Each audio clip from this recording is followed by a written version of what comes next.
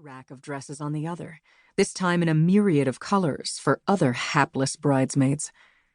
Turning just that much made my breasts slide out of the halter top of the dress, which had been designed for someone with a very different figure. I transferred my hand to clutch the top instead of the hem of the dress. As long as I didn't try to walk, the yards of extra fabric wouldn't trip me. My dignity was in more danger from the dress than my body was. Solution? I would stand still and do my best not to flash anyone. I came out of the changing room because I could hear everything in the next stall. I've got as much privacy as I can find here, but there are certain words that make civilians perk up their ears and listen harder. I lowered my voice even more and said, "Shapeshifter would be one of those words." "That's fair," he said, and sighed, not like he was happy. "You can use the word client for now, but I see myself more as their advocate. But that's beside the point. Use whatever vocabulary you think will keep this between us, Anita.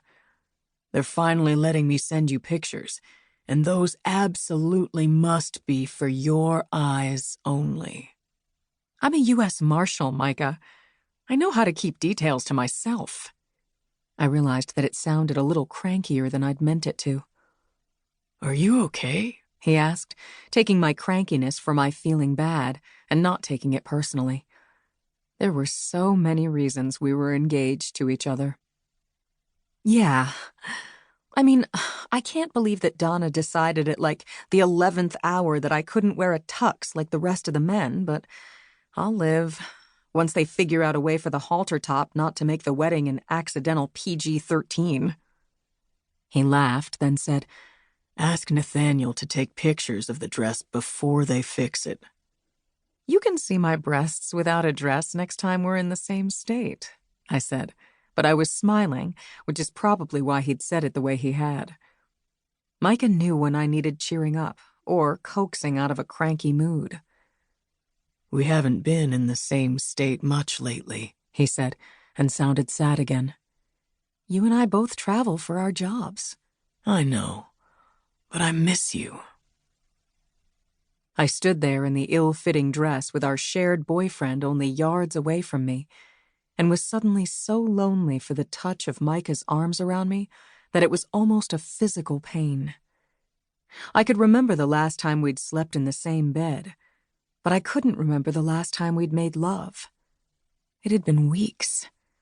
Had we gone a month, it was a first in the 5 years we'd been together. I miss you too. I want to do more than just sleep in the same bed in between business trips for our jobs.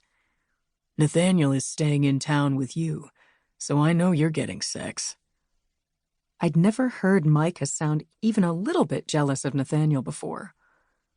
He's our shared boyfriend, shared fiancé, and you're planning to marry him legally like I'm marrying Jean-Claude, I said.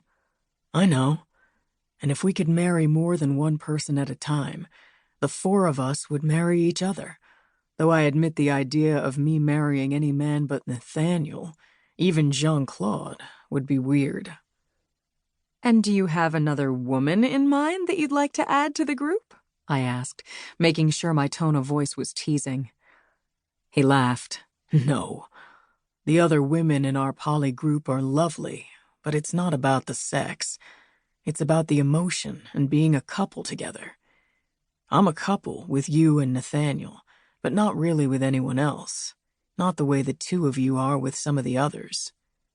His voice had already lost that edge of laughter and was back to sounding tired. What's wrong, Micah? Besides this case, I mean. I told you what's wrong, Anita. I'm feeling crowded. It's not marrying Nathaniel. I love him. I understand that if you marry anyone legally, it's got to be Jean-Claude. He's the king of all the vampires, and he's close to being the king of all the supernatural citizens in this country.